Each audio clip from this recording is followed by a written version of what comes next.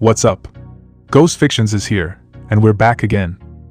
This is a story where Issei fused with Knull and became the true god of void and abyss. Love can turn to hate. After defeating Trihexa, a month later Issei finds out his harem betrayed him and going out with their new perfect boyfriends, then even bad-mouthing him behind his back after everything that he had done for them. They turning their back on him.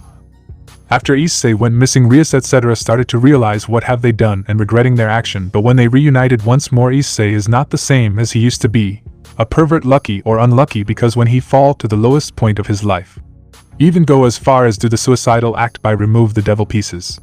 After doing that he fall unconscious, fallen into the darkness, that when he see the void, the abyss and Knull. Would Issei be insane after encounter with such being? Or would he even have a mercy for their souls? Let's find out. But before we start, please consider subscribe to the channel and give this video a like. Don't forget to check the description for more informations. Now, let's get into the story. So the school life of all the Gremory and Citri groups started again.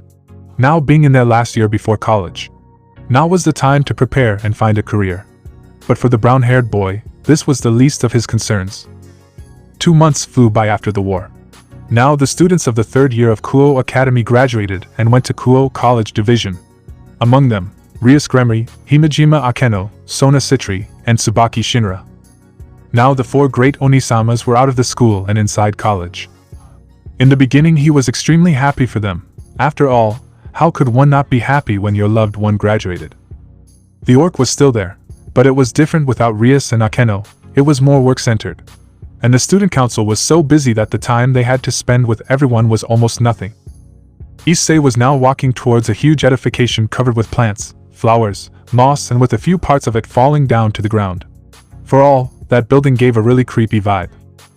The road he was walking on was broken, and some roots of the older trees were seen in an entangled mess all over the surface of it. He walked slowly, with his hands in his pockets and looking at the ground, thinking who knows what. But before he could continue with his thoughts, he was abruptly stopped by the voice of a good friend of his, a certain blonde knight. Kiba with smile. Hey Issei. The knight noticed that something ain't right.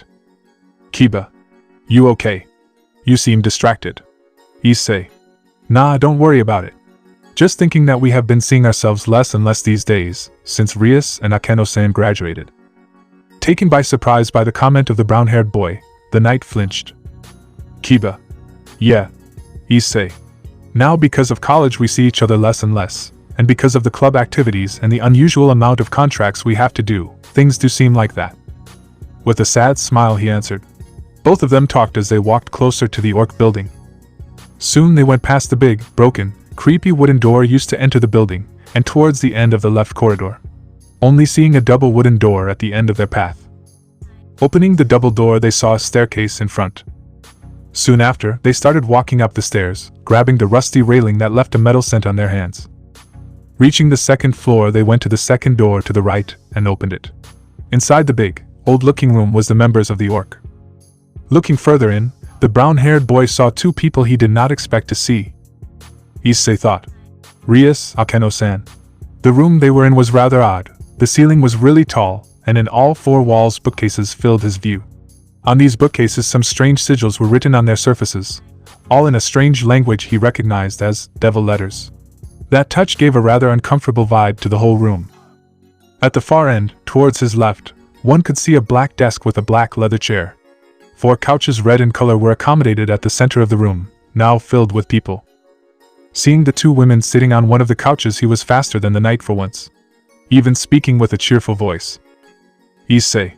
Rias. Akeno-san. The 2 women hurriedly turned and looked at the boy. Yet something in their eyes scared him, he did not know what, but something seemed different from the way they used to look at him. Rias. Well, hello Issei. With a neutral and even emotionless tone of voice, the red-haired woman talked to him. Issei was taken by surprise by her tone, being more direct and even a bit cold. Akeno. Issei-kun, it's nice to see you again. It has been a while. Yet the answer of the Yamato Nadeshiko froze him up. Nothing seemingly wrong with her words, yet he could detect she was different, at least towards him. In the past she would have run towards him and hugged him, but now she did nothing. Even the smile she had was forced, as if she talked to someone that she didn't care for. The blonde knight on his left also detected something odd, but quickly composed himself. Taking a look towards his friend, he saw him standing there, not moving, not even blinking. Quickly acting up before something happened, he spoke. "Kiba. Rias-sama. How have you been? It's been more than a month since we last saw you." The knight calmly asked in a too professional tone. But Rias didn't perceive the tone used by said knight. "Rias. Yes, Yuto. College has kept us quite busy, so I apologize for that. But since today we had a free day, we decided to come by and check how things are going. Right, Akeno?" Meanwhile, Issei came back to himself and was about to speak up, but was stopped by the answer of Akeno. "Issei. Yes. We had free time and wanted to check on all of you, especially on Asuya since she is the new president. But by the looks of it, she has been doing well." "Asuya. Yes, Akeno Onisama, Rias Onisama. All of us have been quite well, thanks for asking." The blonde-haired woman answered in a cheerful voice while smiling. Kiba and Issei realized how she didn't notice how they were acting towards Issei. Actually, for Kiba, it seemed as if she decided to ignore what happened, something that was weird coming from her. Taking the word, Koneko spoke. "Koneko. Rias-sama, Akeno-senpai, we've been well. Even my sister has been well thanks to Yasaka-sama, talking to her about a possible job. Being an ambassador of the yokai." Completely changing the subject of the talk, Koneko talked about her sister. The blonde-haired boy became suspicious. It seemed as if something happened to all women's lives and were trying to hide it from the male. Even Zenobia and Irina, that would normally talk among themselves, were quiet. Odd, quite odd. Ravel. "Oh. So something like that happened to Kuroka-sama. I'm happy for her." Smoothly replying, Ravel talked from the couch at the left of Koneko. A certain brown-haired boy walked closer to them, his bangs covering his eyes, obscuring them. They responded with, "Is that all you are for?" "To check." With a cold tone, he almost screamed. Then he widened his eyes. He realized that his words were cold, so he hurriedly began talking with a soft and warm voice. "Issei, would you not want to talk more? Tell us about your college life. Anything at all. We have time, after all, it's Friday. Tomorrow there is no school for both of us, so why not we take this time to catch up?" Knowing about his mistake of talking like that, he asked with a goofy smile on his face. Kiba released a sigh of relief, but what came next surprised him as much as it was possible. With a clearly strict and cold tone, Rias spoke. "Rias. Yes, we only came for that, Issei." Her voice sharpened, then she continued. "Rias. We are very busy and later today we have a meeting with our class to check on some projects we need to do. We also came to tell all of you a couple of things." Dismissing the comment of Issei, the red-haired stated. Akeno then spoke up. "Akeno. We came only to say that in the near future we won't be able to spend much time among ourselves. After all, right now college is quite tough, and being the future president and vice president of our faculty only makes it tougher. So our senpai has been kind enough to guide us, so that we can take up their positions well enough." Akeno spoke up towards no one in particular, but Issei knew it was towards him. Even the mention of that senpai was slightly different from the rest of her words, being flirty and sexual. Call it a gut feeling of Issei. "Rias. Yuto." Rias turned around and looked straight at her knight. "Rias. We also came to tell you that because of recent events our contracts have been increasing, but because there are only so much we can do, and since Issei is the worst of the worst at it, I need you to take a few more contracts in his place." Kiba was with a face filled with shock. "Rias. Don't worry, there won't be that many so that it affects you studies, be at ease," Rias said as he looked at him. Kiba, on the other hand, didn't expect of her to just insult Issei like that. Those words were something he never thought that would come out of her. Completely out of breath at the sudden insult towards his best friend, he did not have the words to answer back. "Rias. I'll take your silence as an answer. Now excuse us, but we need to leave." The two of them stood up and walked towards the exit, passing by Issei and not even looking at him. One could see the boy tremble in disbelief, but he just stood there, not saying anything. A couple of minutes passed, and the only ones left were Kiba and Issei. The former worried about the later, and surprised about how things turned out. He was even more shocked about how the rest of the girls did nothing, not even looking at him. Like they didn't know him, as if he wasn't worth anything in their eyes. Waiting for Issei to come back to himself, he thought about the new order his master gave him. Annoying it was, it seemed that he will need to make adjustments to his schedule. Training will be completely left out, at least for now, until he completes the new contracts he will get instead of Issei. Issei woke up from his stupor. Seeing no one except Kiba in the room, he tightly wrapped his left hand into a fist, then punching the wall. Issei. Really? Only that? 2 months without seeing each other, and that's what you say? With a tone filled with sadness, melancholy, anger, and fury, the brown-haired spat. Issei, what happened? Why has everyone around me changed so goddamn much? He screamed from in between his teeth, also getting a headache at the mention of the Holy One. He punched the wall and made a hole on it. It wasn't that deep, but it still proved how angry he actually was. Kiba could see how his friend was suffering. It did not surprise him. After all, 2 whole months without speaking to any of them, as if they were someone else. And when he did try to go talk to any of them, they would answer with an "I'm busy. Don't bother me now. Get up, pervert." Sorry, but maybe next time, so he wasn't surprised by his sudden explosion. One could guess just how bad his mental state was. He was quieter and less open than before, proof that this did serious damage to him, and even his physical appearance seemed different. But what could he do? He tried talking with him, but Issei just avoided the topic completely. Only by sparring did Issei get all those thoughts out of his head, and now, there won't be time even for that. Kiba felt useless, truly useless.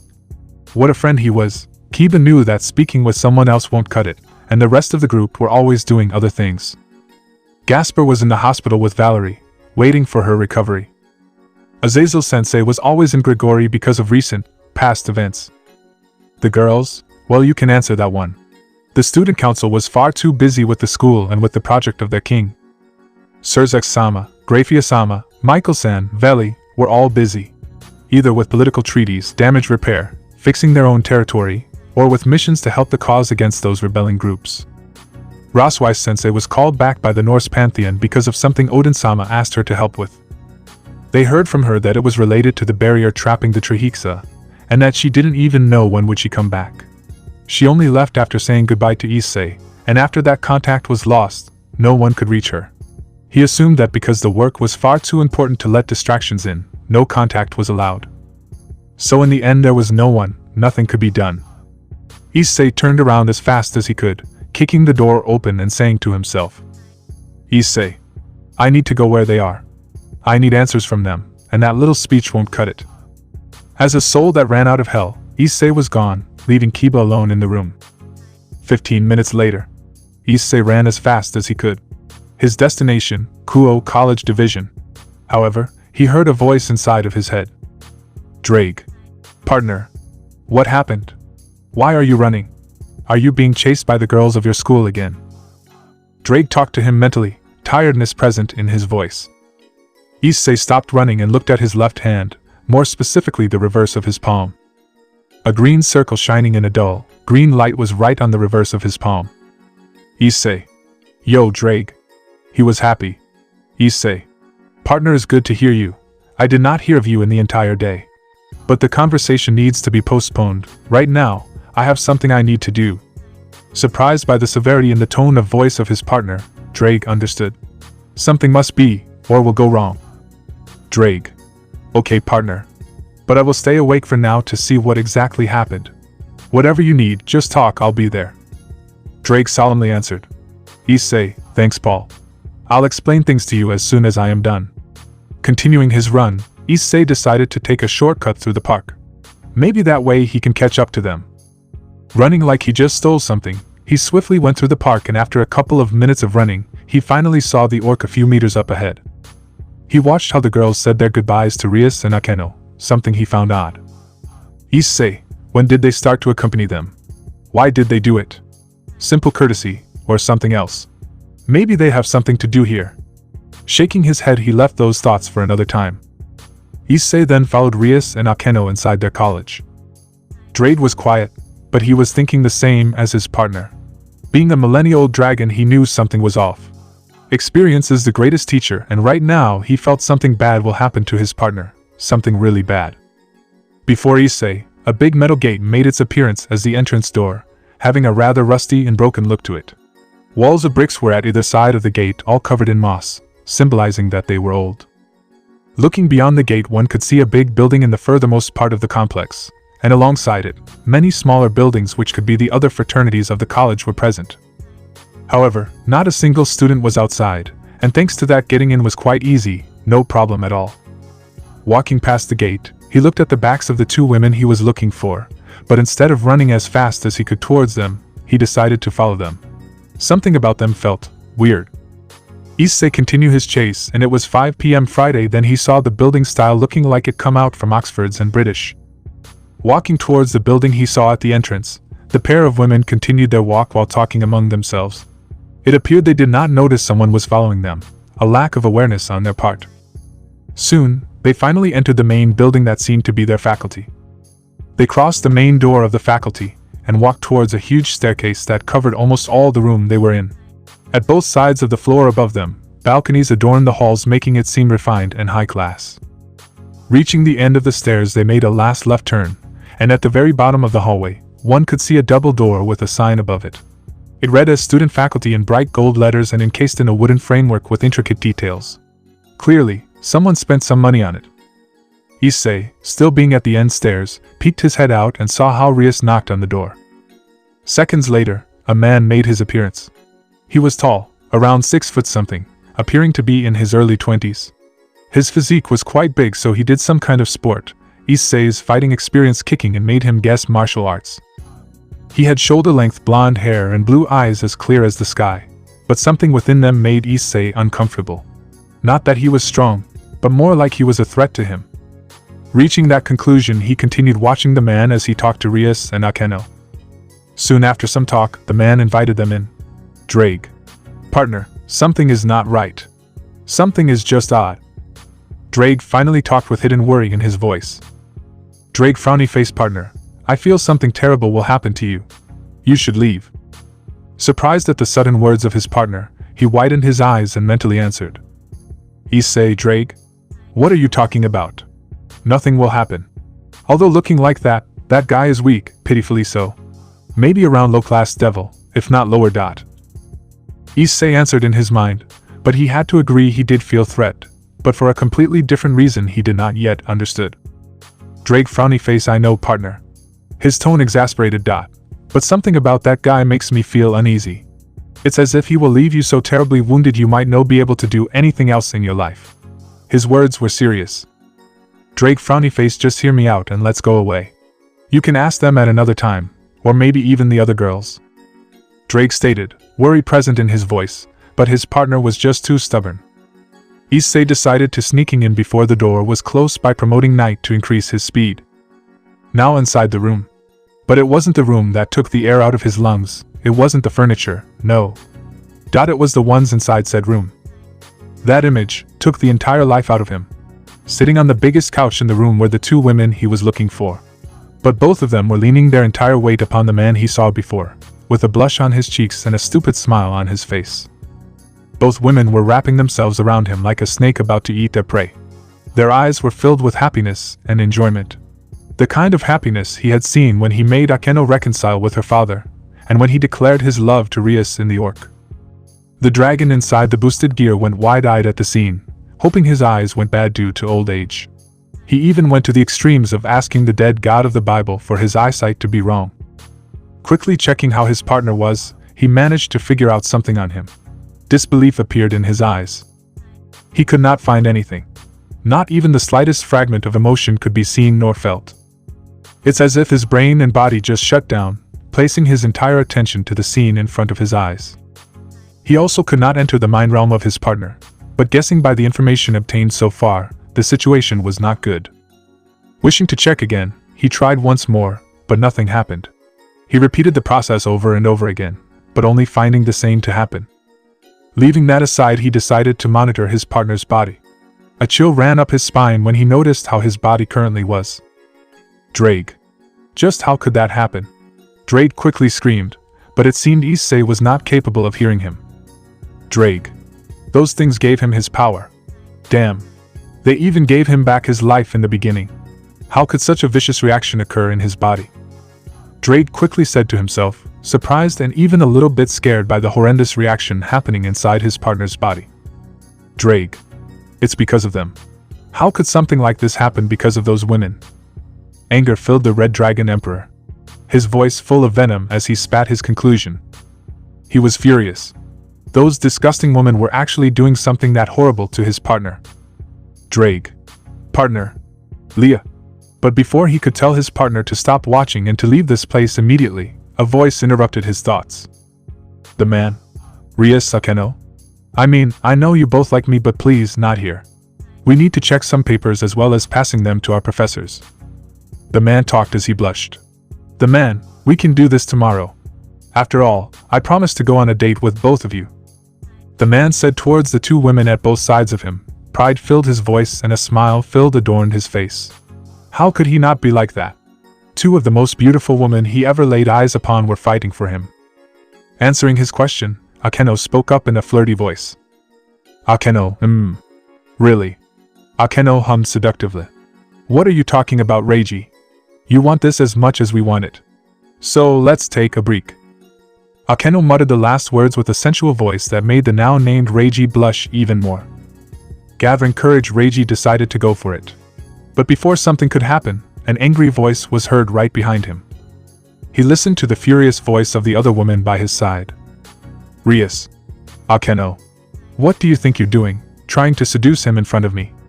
Angrily, Rias stepped in before he could try something.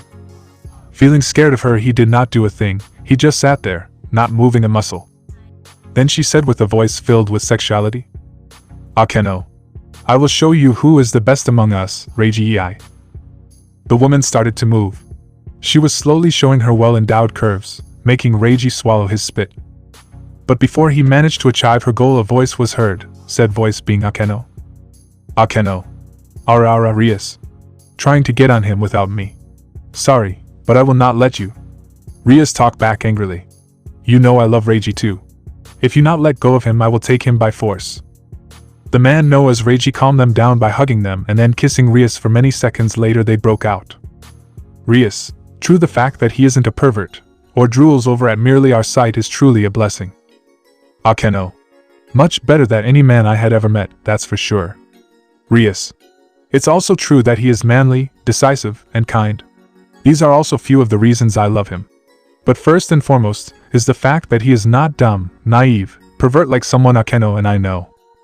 Akeno furrowed her brows at the remembrance of that man. Akeno. Certainly compared to anyone else, especially to him, he truly is above in all aspects.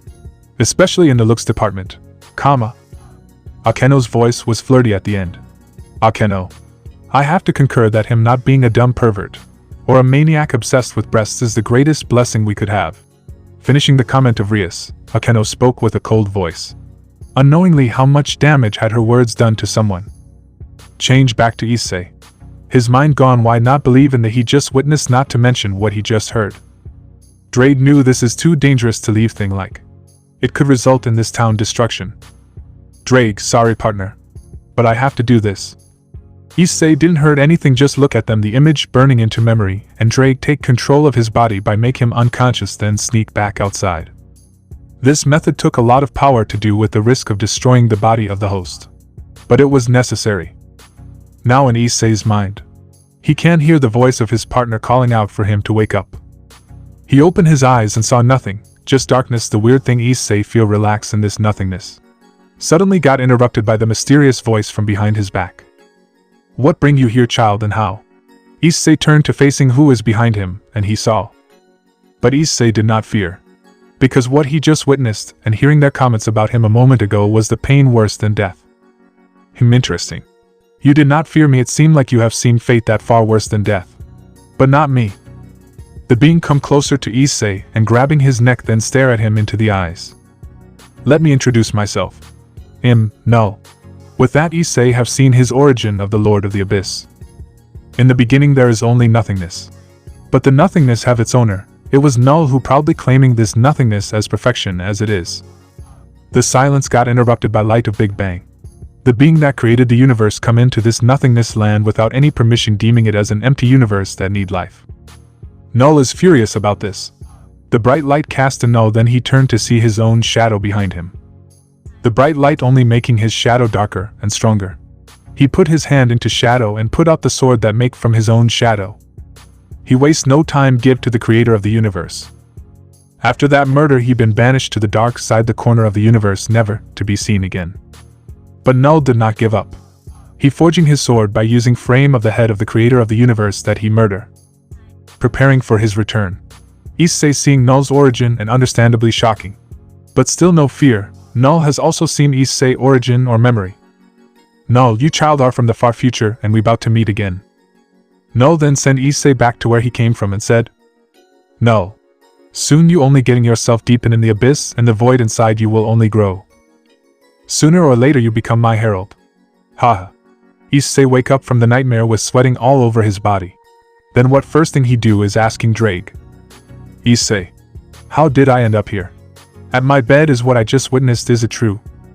His partner did not saying anything, but Issei's tears starting dripping down to the ground. Issei, I will take that as a yes. Drake finally answer. Partner, I am sorry that I take control over your body without permission. It was necessary, and I know what happened is impossible to happen, but Issei, it happened. I must have not good enough for them. Drake angrily said. What? Not enough for them? You sacrifice your body, even your life for them. How can you say such a thing, partner? There are other girls who still care about you. Remember that, and remember I always be there with you, brother. Issei, yeah, you are right. Something that I have seen during my sleep, it was nightmare. But I couldn't remember it. I am certain that it not about the Rias or Akeno, but it about him or something. Drake seeing his partner brainstorming and decided to just telling him to relax. Drake, relax partner, you could always tell me when you remember it. If you don't feel like going school today, then you shouldn't. Issei shaking his head. No, I will go. Issei went to the bathroom and keeping things as positive as possible. He doing this for other people who actually care about him.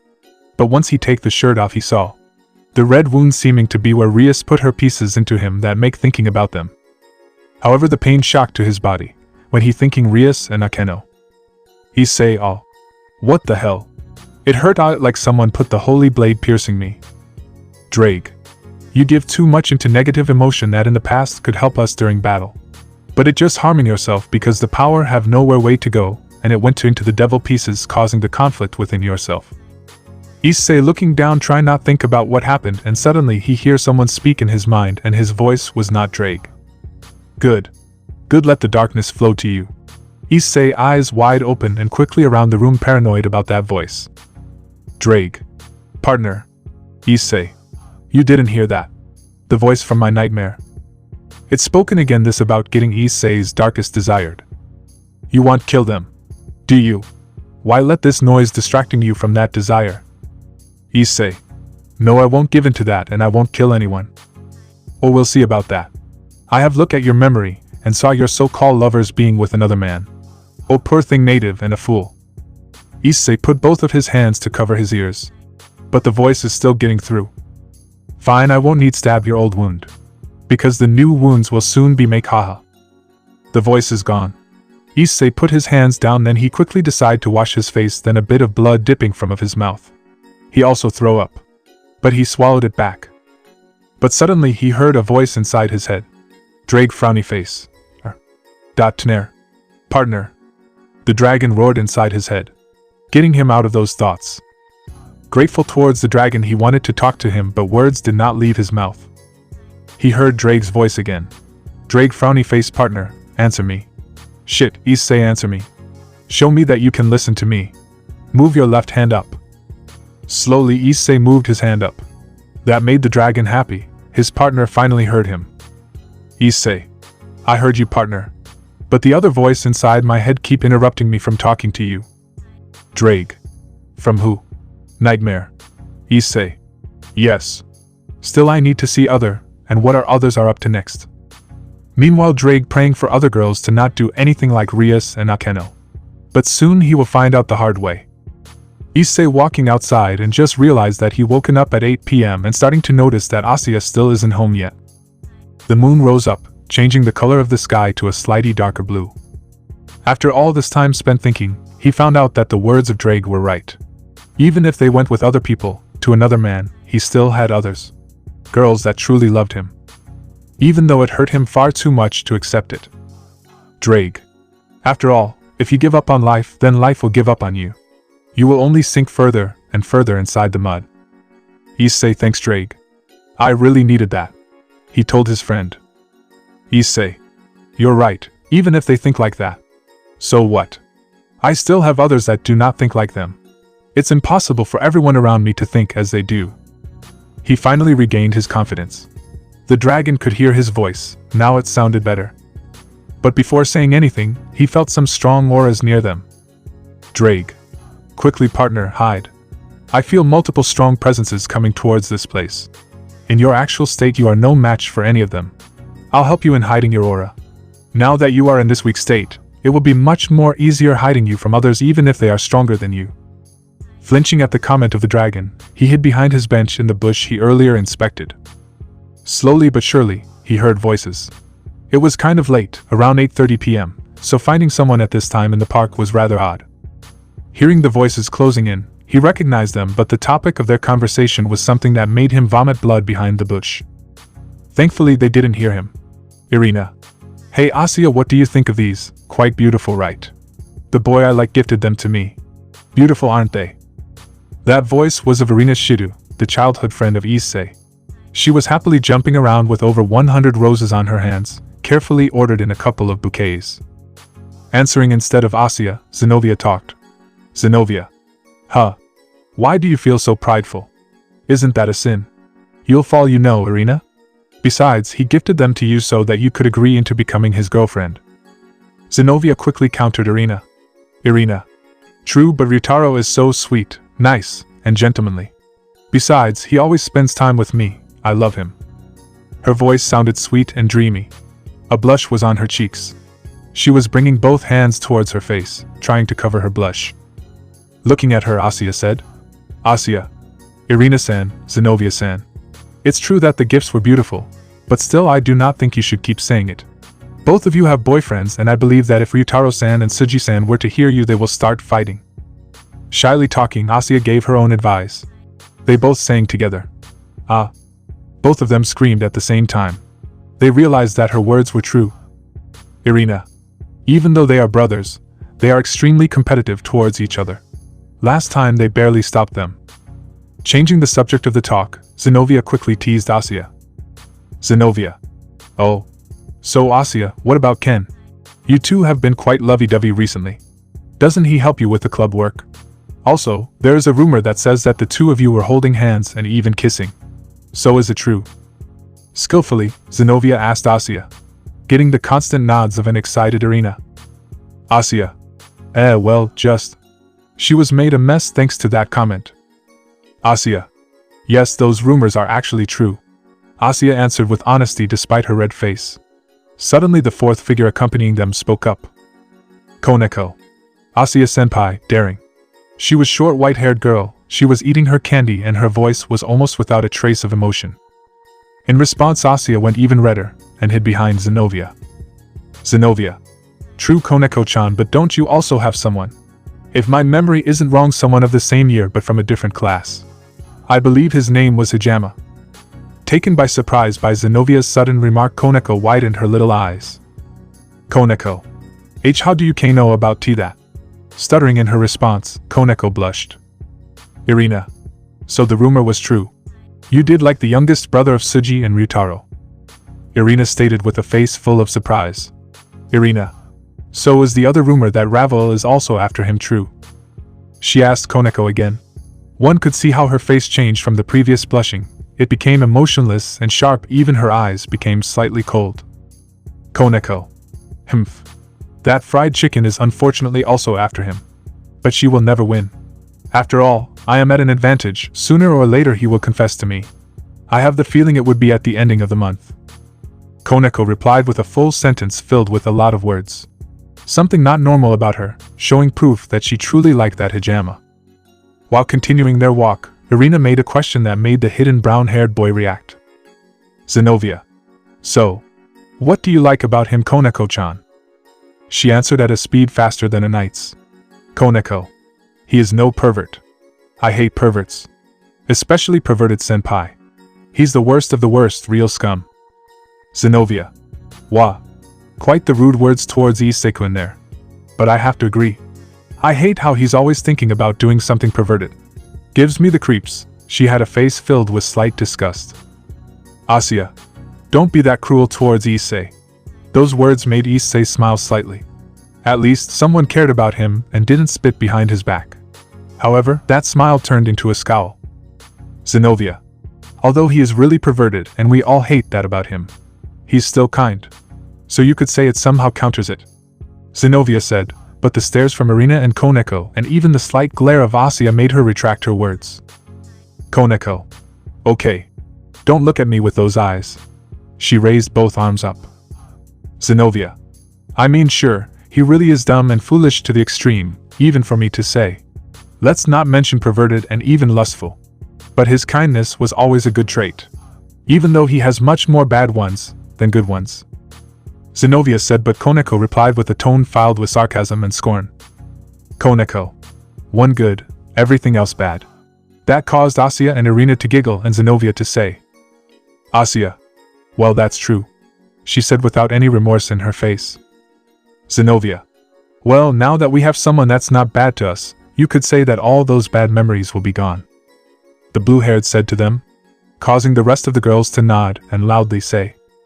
True, much better than before. That comment, blarg, caused Issei to vomit another mouthful of blood. They soon walked away from the park, their silhouettes moving away from his location. Issei was still hiding behind the bush. Drake. Partner, hear me out. Get away from here as fast as possible. Your body is not right. The dragon was anxious. Drake frowny face, the evil pieces are acting strangely again.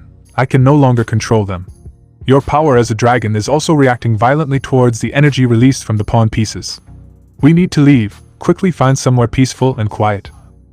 Understanding that the words of his partner were right, Issei slowly stood up. Suddenly losing his balance, he went towards the wall to have some sort of support. His head became clear after what he felt as an eternity. Shit. My body does not respond to me.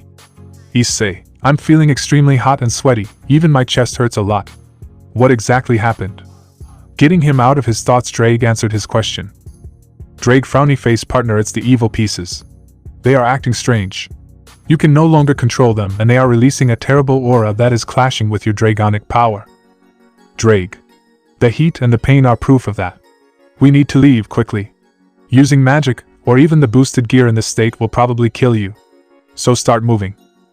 Commented the dragon with a serious voice. Issei made haste and started to move his body. With every step he felt as if his muscles were ripped apart, as if his tendons were torn, and as if his bones were twisted. He felt every single part of his body burn, as if he was just thrown into the burning pits of hell. Each step was a challenge. The heat he felt became more annoying. Sweat started to accumulate, dropping visibly down his cheek towards the chin and down to the ground, but he moved. He had only one goal, and that was to get out of here as soon as possible. Walking past the metal gate, he saw the park. It stood like the most beautiful painting he had ever seen. A dirt road was clearly marked on the ground, and further in, it separated into many different paths, going to different places. Many trees stood proudly at what he thought to be the gate. Because there was nothing, aside from the brick walls surrounding the man-made park, he thought those huge trees pointed at the entrance of the park. Walls taller than most cars surrounded the park, showing that the entire block was a part of it. Walking as fast as he could, he went inwards, trying to find a bench to rest his body. Walking by different plants, flowers, trees, and even a few animals he saw here and there, he chose the right path of the dirt road that signaled him to go further in. Not knowing what was expecting him, he moved his tired body until he saw a big fountain. After what he felt like an eternity, he saw his savior. Like the most beautiful woman he had ever seen. Like when he first obtained the balance breaker. Like when he defeated Apophis. The bench was firmly planted on the ground near that fountain, waiting for him to sit on it to finally rest. Cough. He even spitted a mouthful of blood. Why, just what did I do? Why do I deserve this? He started to mentally break down. Was it because I'm a pervert? A fool and naive being? Was it because I was kind to others? Alright, stop right there. The dragon quickly made its appearance. Drake. Do not think like that. I do not know why they did it, but I know it wasn't because you were kind. So don't think like that. Drake told him. He hated how his possessor and friend ended up like this. He wanted to help him, but he couldn't do much. Just support him. Issei. Drake, why you say that? You also heard them. You also saw them. So please tell me why. He wanted answers. Issei, why are they doing that with those fucker? Furious, Issei asked Drake. Drake frowny face, I do know why they did what they did. But I do know that it wasn't because you were kind. Drake, sure you are dumb and a pervert, but that can be fixed. No one was born knowing everything, no one was born perfect. He told his partner with a serious tone. Blood started to come out his mouth, choking him. He could barely hear the voice of his partner, his head filled with something else entirely. Issei. So it was true, everyone told lies to me. His thoughts were reaching a terrible state. Issei, the way they acted towards me. He screamed inside his head, making a purple light to start surrounding his body. Issei, those smiles given to me. The light increased in density and made his eyes change from yellow to pitch black. Issei, all that so-called love. All of it was a lie. He screamed with all of his force, making the light cover his body, as if protecting him. Issei, they always hated me. All those moments were nothing but lies, lies. He screamed, expelling the light from his body, covering his surroundings with only purple and black particles.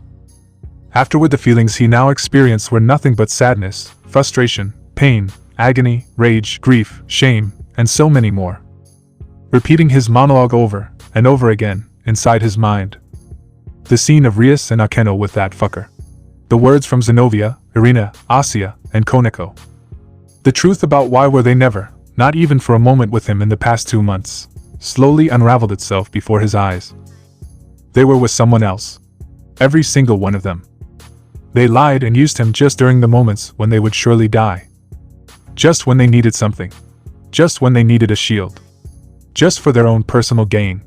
The miasma surrounding him was taking the form of a second skin, giving him a really frightening look. A weird mark appeared on the left side of his forehead. And at that moment, he felt his body being filled with power. The pain he felt before was still there, but not as strong as before. He felt how the entire world started to change. A door opened before him, in the worst moment of his life, yet he didn't even know about it. The horrible emotions he felt started to corrupt his mind. He suddenly lost control of himself, and the miasma that was gathering in the form of a second skin broke loose. While the mysterious voice laughing in the darkness. The dark being was right. Issei is indeed fit to be his herald. Knull Town. Everyone inside Knull Town started to feel odd. Some started to feel goosebumps all over their skin. Others couldn't breathe properly, barely having the strength to hold their own breath. Others started to sweat profusely and felt cold and chills all over their body. Their survival instincts were telling them to run, the further the better. However, a huge pressure fell upon everyone, paralyzing them on the spot. Their faces lost all color, and they all could feel as if a disaster was about to happen. Some of them got lucky and just fainted after some time, but others had to deal with this. However, everyone inside the city, whether supernatural or not, started to experience those symptoms. As if something terrible just happened. As if the balance and peace of the world was just broken. As if a chain monster just broke his bindings. The clear and beautiful night sky turned pitch black, not even the moon could be seen. Fog started to appear around the city, giving it a spectral look. Coldness erupted everywhere, and a menacing vibe surrounded every living soul. They could feel their hearts being gripped by an invisible hand, ready to crush them with a single movement. At the same time, the same sensation was experienced by all of the ones inside Kuoa's college division. Reiji, how could that be possible? It's halfway through summer, even if it's nighttime, this is ridiculous. Letting out his breath in between his hands. One could still see the frozen breath in the air slowly dissipating. He knew that this climate change was not normal. Looking towards Knull and Rias, he saw them surprised and frightened, for whatever reason it may be. However, they didn't move, so he became worried. Walking towards them, he felt how in the place they were standing the atmosphere felt many, many times worse. As if all of this was directed towards them. Their lips were pale, almost blue. Their faces drained of all color, and they were barely hanging on to their consciousness. They were shaking, their teeth also chattered noisily. Sweat started to flow down their foreheads, just like a terrible fever. They were petrified, not daring to move an inch. He tried to move closer, but when he reached just 10 feet away from them, he fell to his knees, trembling all over and huff, breathing heavily.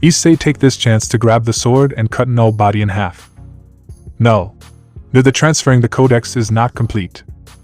Then he turning back into his original form. Drake fly toward Issei. Jump on Issei. Issei on Drake back with the sword still with him. Drake open his mouth showing the framing that about shoot toward what remaining of Knull. Issei. Hasta la vista baby. Then Trihexa shot at Knull and flying away. Issei. So how do we get back anyway Drake? Drake. Easy, I know the teleport magic. Okay, sit tight now. They both went into teleport magic. However, Knull still in his prison, revealing that what Issei and Drake are facing was not in fact a real Knull, but just his avatar. Even if the codex is incomplete, it still work and take effect on that child. The sword that he is taking with him is not other than the all-black. The Necro Sword. Thing would only getting more interesting from here, haha. The monster from both sides continue after the escape from the Knull avatar. The magic portal opened back to Issei room. The Red Dragon Emperor immediately turned into his human form to avoid damaging the room, and the time has not passed at all after Issei stabbed himself with the knife. Drake look around, but he appeared to step on something. The Red Dragon Emperor is shocked to find his partner's body still laying dead on the floor. But what make it even worse is the portal was open inside Issei's dead body, tearing the body in half. Drake. What the fuck? Issei, it can't be you. Riding on my back just now. No, this is impossible. While he still look at his partner dead body and talking to himself. Someone is behind him. Drake. No, don't you dare die on me, get up. Come on. Someone hand just land on him left shoulder from behind. Here's Issei. Drake instinctively reached by swing his fist to whoever is behind him. But the mysterious person catch his fist with no problem. But the house is shaking a bit from the impact. Why did you throw a fist to your own partner? Drake still put his guard up. But his dragon nose could tell that this person is Issei. Drake. What? But how you don't look like Issei one bit? Issei. How the fuck would I know, we just came out the portal? But whatever, I got bone to pick with those lying bitches, haha. Drake still not believing this man is Issei. So he will try to question something that only Issei know. Drake. Alright, if you're indeed Issei Hyodo, you should know this question answer. Which hentai is Issei favorite? The mystery man got vein pop up from his forehead and answer. JK bitch, and DVD is under my bed. Fuck it, stop questioning me with embarrassing questions, damn it. Issei that you knew is dead there on floor. He pointing at the dead body, then pointing at himself. Issei, me? I am the new Issei. The idiot pervert and naive is finally dead. Now don't fucking standing in my way. I have unfinished business with those bitches. He is smiling and walking toward the door. But Drake step in. Issei, move, or I will have killed to you too. You knew what they have done to me. Why are you protecting them? He picked the sword from his back and pointing his sword at Drake. Drake. You're wrong, Issei, if I let you kill them. It will only make things worse. It won't solve the problem. But I did it to protect you and the one who is around you. Issei, his sword still on his hand, hesitating, then the sword speak to him. Why did you holding yourself back? You have the right to kill them. Think about what you did for them and what they did to you in return. Issei eyes lit with the fire of rage and shout. Issei, if you care for them so much, then I will send you to the death with them, ah. He about to stabbing his best friend. But after Drake saying this word. Drake. Go ahead and kill me if you thinking you are right. But what of your family then? Your father and your mother will be hunted down until the day they die. Issei. You have forgotten about the most important people in your life. People who, no matter what you're, they will still love you and care for you. And I still think you as my younger brother. Issei hands begin to shaking, then dropped the sword to the floor, and his body started to shaking violently, his hair turning to black mixed with white color, then his stopped shaking. He look up to Drake, who still don't know what to do next, and Issei suddenly stand up straight. Issei extended his hand to Drake. Oh, sorry for my rude behavior, and pointing the sword at you. Hope you don't hold grudge against him for acting so childish. Drake brain stopped working. Issei. Are you going leave me hanging, partner? Hello? Drake. Brain start working again and shaking his hand. Oh, what the hell was that? You just switched from carnage mode to gentleman mode like a snap of a finger. Issei scratching his head and said, oh, if you haven't bring up of what will happen to our family if he actually killed them,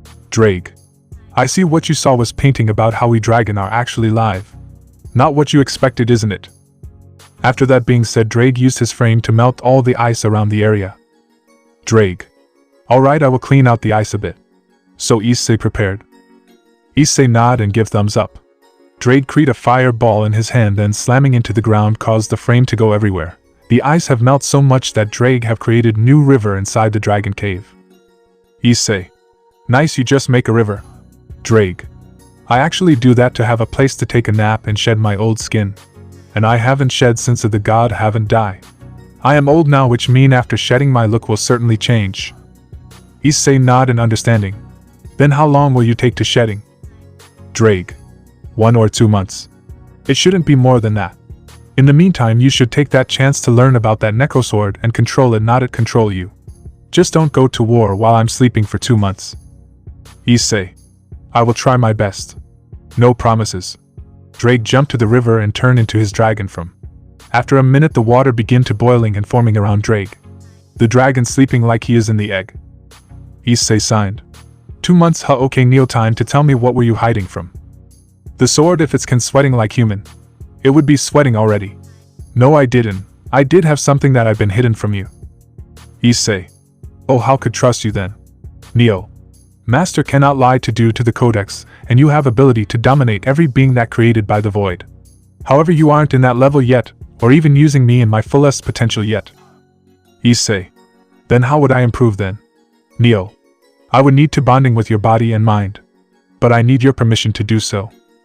Issei. My body. And mind. Neo.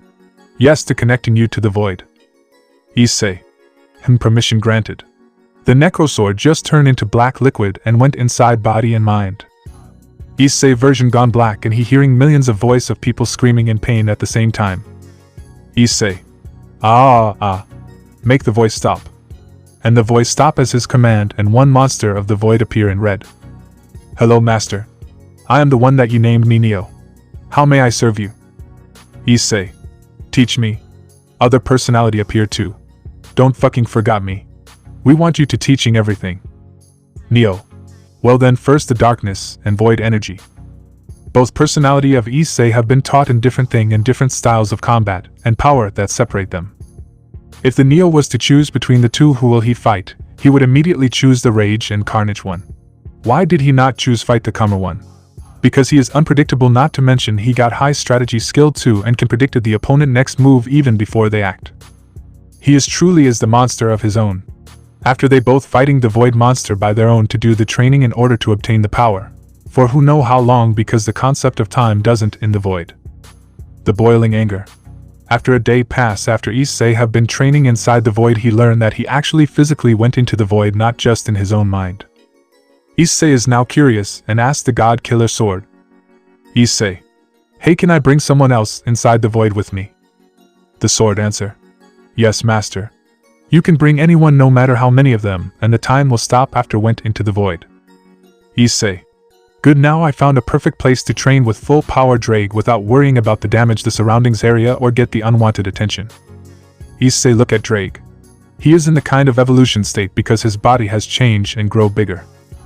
Issei signed. Now we wait. Let go train again, and now we should try a new method of training. Issei look at his hand.